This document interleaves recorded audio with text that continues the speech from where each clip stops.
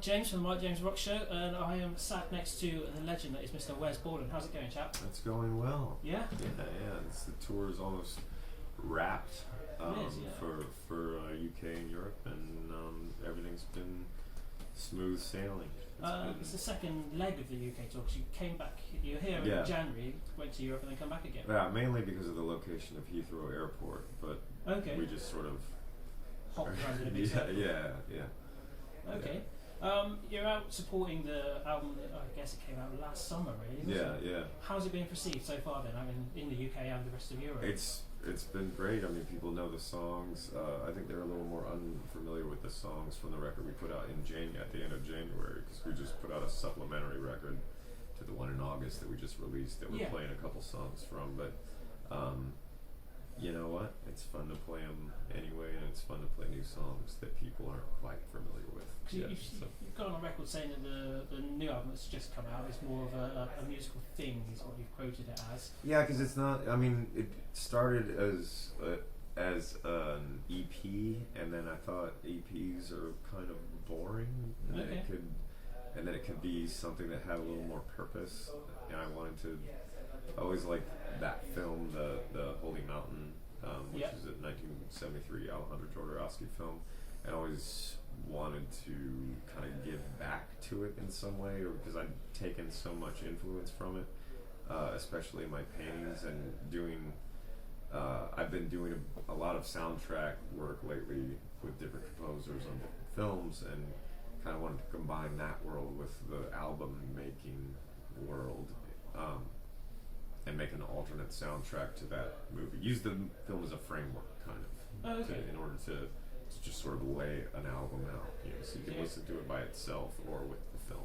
Yeah, kind of along the lines of like if you play the Dark Side of the Moon, exactly. That kind of thing. Yeah, that kind of thing. You mentioned it just now that you've done work with soundtracks and stuff. You seem to be predominantly doing stuff with Underworld. What made you choose that franchise to work with?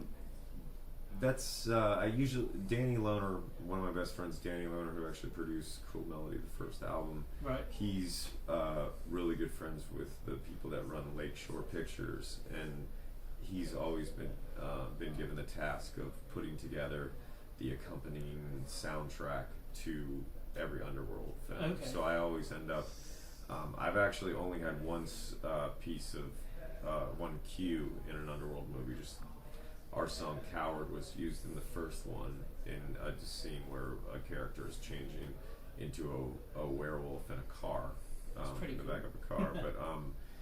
But since then, I've moved into working. I've done a lot of work in the Saw series and Resident Evil, and several independent films, just kind of different things here and there, and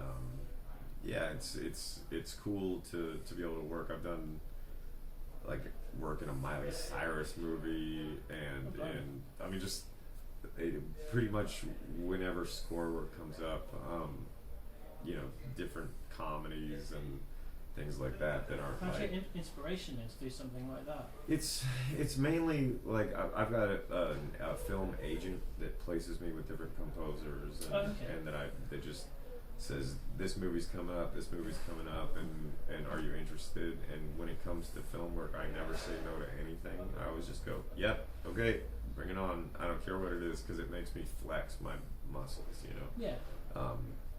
Instead of just like doing something natural. Like a natural film for me would be like a horror or action thriller or something like that, where my guitar playing really lends itself.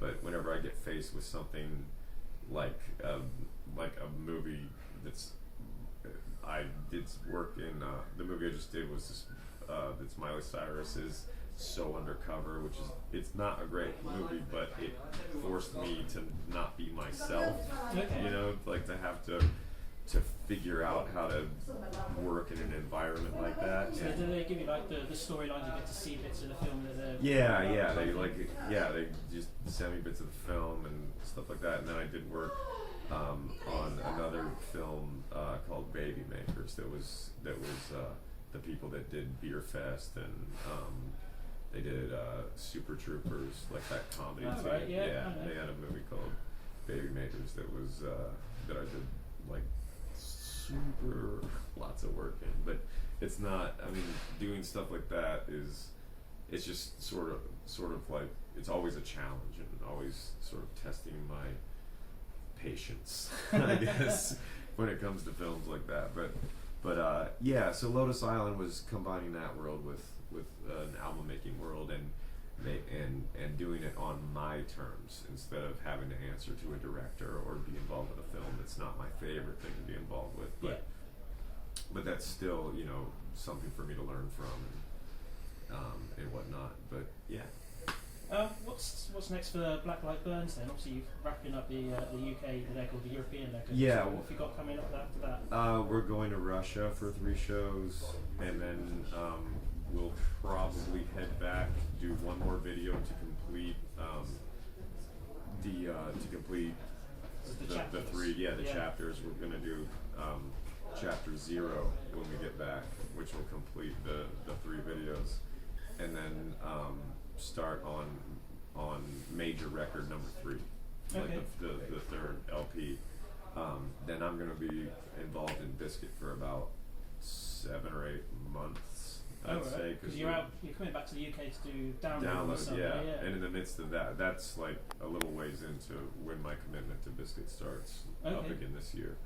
Got a new record coming out with Bizkit. Oh, there is a new record. Yeah, there's a new record. We just Fred's like halfway through vocals. Right. On a new album, and we've already shot a video for that record. And is it over the top as normal? It's actually the girl that did the Black Light Burns videos that I work with, Agata Alexander. She actually did the new Bizkit video as well, and it's quite tame compared to the Black Light Burns videos. Yeah. So they actually the people at Cash Money Records, we're on Cash Money Records now, and the people there saw the Black Light Burns videos and went, "Whoa, you've got to tone that down for for what the song, you know, the you got to tone that down for our record label." So we did, and yeah, it's a fun video. What kind of direction is the new Bizkit album going to be taking? A lot of it's really heavy. There's still, you know, hip hop stuff involved. The riffs are. I'm really happy with them. I feel like they're kind of, you know, I think there's a lot more noise on it, like $3 Bill, and but the riffs are more in the vein of kind of what I was doing on Gold Cobra, and Fred's doing quite chunky and heavy then. Yeah, with a lot of drops and you know, squeals and really all over the place. And Fred's doing vocals with Ross Robinson, who produced $3 Bills. So I have yet to hear vocal 1, so because he's been doing them while I've been gone. Of course, yeah. So it'll be interesting when I get back to check it out. Have you got a release date in mind? Is it going to be this year, or is it going to be next year? You're going to have a single out before we get here. I mean, I hope so. I hope so, but you never know. I saw you at Sonosphere 2 years ago. That show was immense. Your stage get-up was phenomenal. I don't even remember what it was. It's like white head and then all black, I guess. Oh yeah. Body latex. Yeah. Where did you get the inspiration for your outfits and stuff like that? I don't, just being alive, constantly being on the prowl for. I think that artists are constantly kind of on, like we're all, like I feel like I'm always looking for inspiration constantly. I'm always that part of my brain just is been exercised so much to always take in, just absorb whatever I find interesting and combine it with other things. That there's never really a point in which I'm not absorbing. Okay. You know, I'm always just putting things together in my head that might look cool, or just, I don't know. I have no filter. I just keep. I guess like, it stays off boredom as well. I guess being on the road all the time can drag out quite a bit. Yeah, it can. I don't know. I'm never really bored. I'm always up into something. Okay. So, Before coming to visit you this afternoon, put some messages up on the social media saying we're going to be interviewing you. So I've got some fan questions, if that's all right. That's all right. I've got Jamie Shaw has asked, what kind of rig do you use when you play live, and what kind of rig do you use when you're in the studio? Live, I'm using orange, either rocker verb or thunder verb heads. I have a pretty simple, in Blacklight I have an incredibly simple pedal setup. It's only 3 pedals, a noise suppressor, a tuner, and then 1 delay, just straight into the head. Bizkit, it's a much larger pedal board, but still a pretty simple setup. I don't have any switching systems or anything like that. I'm just through the pedals right into the heads, and except on the distortion channel, I have so many delays that I use a true bypass, so that they're always on. I just take them in and out of the chain. For the studio, it's no holds barred. Anything goes. Like, I have a pretty great guitar, pedal, and amp collection, and mixing and matching, and trying new things, experimenting. I mean, I've got things that are my standbys that I go to that I know work, but you know, I think that 20 to 30% of what I'm doing in the studio every single time I go in is usually some sort of experimentation.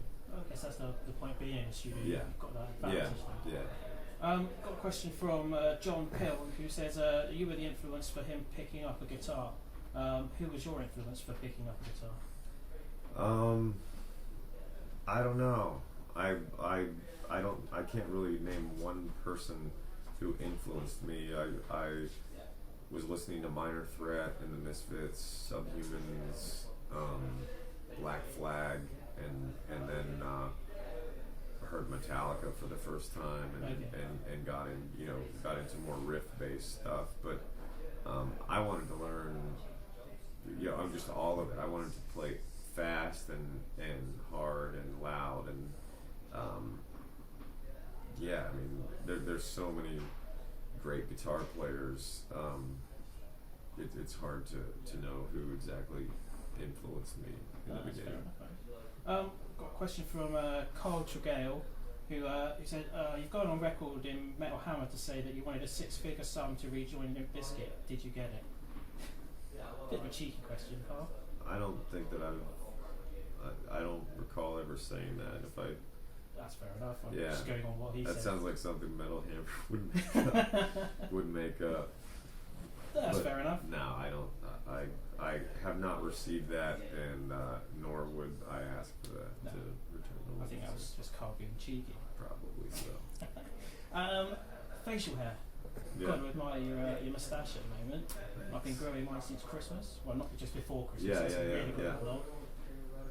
Is it something you've just done to differentiate from the Bizkit thing, or is it just you're just going for it because it's winter season?